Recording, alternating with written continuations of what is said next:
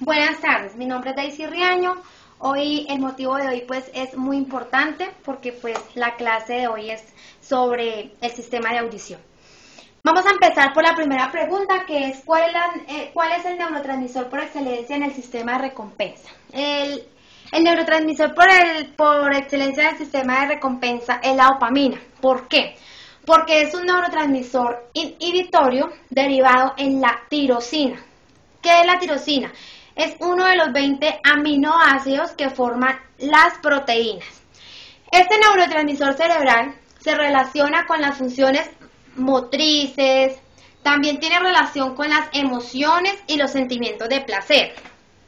Un ejemplo de esto es que la dopamina en los ganglios basales tiene una función fundamental para el control de los movimientos por parte de nuestro cerebro. La segunda pregunta es, si usted quisiera investigar la percepción placentera de la música, ¿por qué preferiría utilizar sujetos normales y no músicos?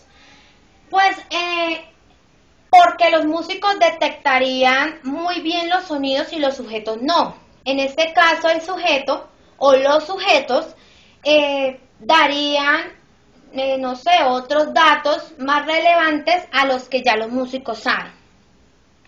En este momento, pues la tercera, no digamos pregunta, sino como relación con este sistema de audición, es como explicar el proceso que va desde el oído hasta el cerebro. Bueno, la onda sonora viaja por el canal externo. De ahí golpea el tímpano, que a su vez mueve los huesillos. Con eso hace vibrar la ventana oval, lo que genera una onda que viaja por un líquido llamado perilinfa, que está dentro de la cóclea. Esto genera la activación del órgano de Corti. Esto hace vibrar la membrana basilar y la membrana tectorial, lo que genera excitación en las células ciliares. La información también viaja por el nervio auditivo hasta el tálamo, desde el tálamo a la corteza auditiva primaria, para un procesamiento final en la corteza auditiva de asociación. La cuarta, es como relacionar un cuadro. Vamos a relacionar el cuadro de la ubicación del cuadro de columnas. El cuadro de columnas. Entonces, el timbre está relacionado con el diferente sonido con la misma nota. La frecuencia con los siglos por segundo. La comprensión del lenguaje está relacionada con el córtex izquierdo. La tonalidad, frecuencia de vibración.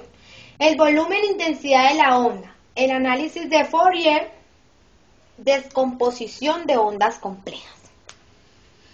Vamos para la quinta pregunta, y es, las ampollas están ubicadas, digamos que esto no es como pregunta, sino como una relación, o digamos como complementar. Las ampollas están ubicadas en ¿qué área del aparato vestibular? Están ubicadas en los conductos semicirculares y la función que cumplen es detección de movimientos circulares. Vamos para la siguiente, y es ¿cómo funciona el utrículo y el sáculo? El utrículo y el sáculo funcionan de manera vertical y de manera horizontal. Aquí puede haber una clase de confusión porque hay dos preguntas muy similares, que es ¿cómo funcionan y cuál es la función? Entonces, ¿cómo funcionan? Funcionan de manera vertical y de manera horizontal. ¿Cuál es su función del utrículo y del sáculo? ¿Cuál es la función? Listo. La función del utrículo y del sáculo tienen unas piedras llamadas otocitos u otolitos.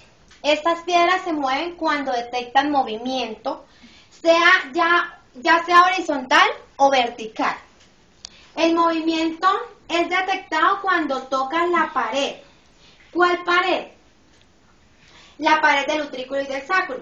esta pared tiene unos vellos, pues vulgarmente le decimos vellos, pero son llamados cilios, la cual son las que tocan las piedras, o sea, las piedras tocan esos pelitos, esos cilios, y ahí es donde se emite la información que hubo movimiento. Esa es la función que cumple el utrículo y el saco. Bueno, pasamos a la siguiente y es las señales biaurales que cumplen. Las señales biaurales que cumplen una función principal, que es la localización del estímulo, lo cual es verdadero. ¿Por qué? Es verdadero porque es la dirección y la diferencia que hay entre los dos oídos. Pasamos a la siguiente pregunta y es ¿en qué consiste el nistagmo vestibular y cómo lo evitaría? El nistagmo vestibular es cuando un individuo gira sobre su eje corporal.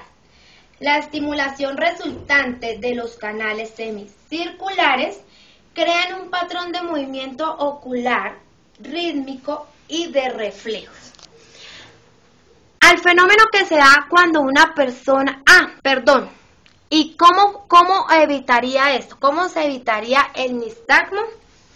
Pues el nistagmo se evitaría prediciendo el movimiento, evitando el movimiento.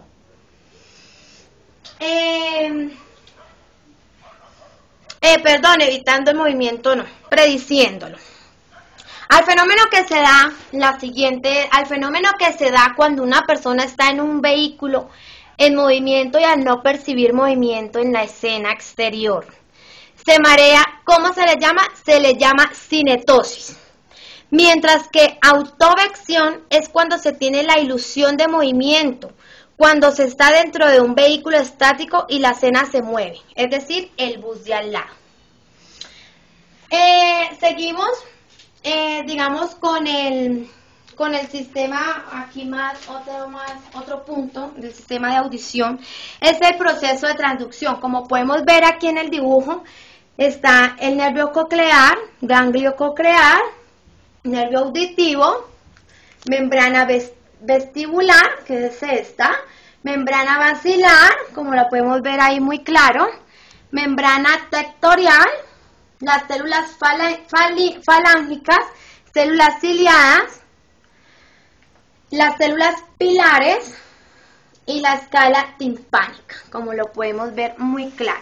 El proceso de transducción se da en la cóclea, específicamente en el órgano de Corti, cuando se mueven las membranas basilares y tectorial.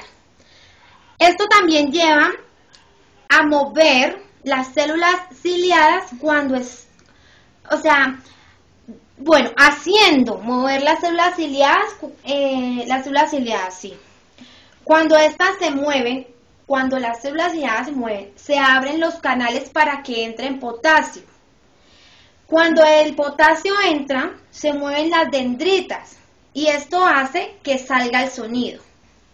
Ya cuando pasa este proceso, llega la información mecánica que convierte en información electroquímica y esta información es la que lee el cerebro. Bueno, pues esta era la clase. Espero les haya gustado y una feliz tarde. Muchas gracias.